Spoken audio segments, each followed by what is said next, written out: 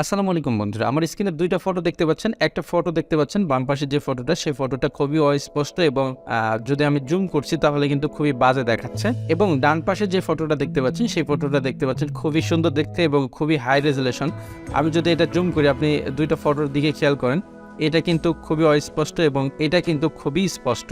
তো আমি এই কাজটা মূলত করেছি এআই টুল দিয়ে। আপনারা এই কাজটা 2 মিনিটে করে ফেলতে পারবেন। আমি আপনাদেরকে দেখাচ্ছি প্রসেসটা। এরকম নিত্য নতুন ভিডিও আমাদের চ্যানেলে পেতে চ্যানেলটি সাবস্ক্রাইব করে রাখুন, আর এবং ফেসবুক পেজ থেকে যদি ভিডিওটা দেখেন তাহলে পেজটি ফলো করে দিবেন।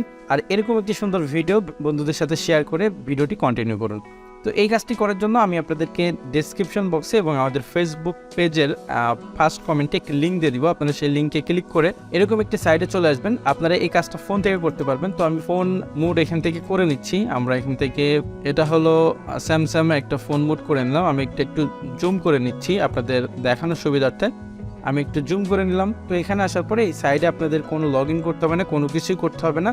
আপনি একটু নিচে আসার পরে এখানে দেখতে পাচ্ছেন ড্রপ এ ফাইল। এখানে আপনি আপনার যে ফটোটা আপনি সিলেক্ট করেছেন, যে ফটোটা আপনি হাই রেজুলেশন করতে চান লো রেজুলেশন থেকে, সেই ফটোটা আপনি এখান থেকে সিলেক্ট করবেন। তো আমি এখানে ক্লিক করছি। ক্লিক করার পরে আমার ডেস্কটপে নিয়ে চলে যাচ্ছে। আপনার কিন্তু আপনার ফোনের যেই গ্যালারি রয়েছে সেখানে নিয়ে চলে যাবে। আপনি যদি কম্পিউটার থেকে করেন তাহলে কম্পিউটারের আপনার ডেস্কটপে তারা নিয়ে চলে যাবে।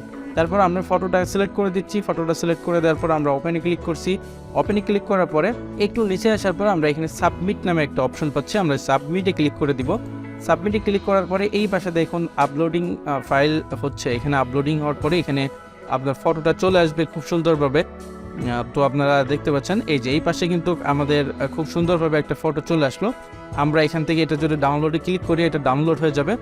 এই যে এরকম আসবে। এরকম আসার পর আপনি আপনার ফোনের থেকে এটা চেপে যদি ধরে রাখেন তাহলে আপনার এখানে ডাউনলোড অপশন চলে আসবে ফোন থেকে। আমার কম্পিউটার থেকে দেখে এরকম আসছে। আমি এখান থেকে যদি সেভ আস করি তাহলে কিন্তু এই ফটোটা আমি যে কোনো জায়গায় সেভ করতে পারবো, আর আপনি আপনার ফোন থেকেও যে কোনো জায়গায় এটি সেভ করতে পারবেন। আমি আশা করছি ভিডিওটি আপনাদের ভালো লেগেছে। এরকম ভিডিও পেতে আমাদের সঙ্গে থাকুন। পরবর্তী কোনো ভিডিও আবার দেখা যাবে। সে পর্যন্ত ভালো থাকবেন, সুস্থ থাকবেন। আল্লাহ হাফেজ।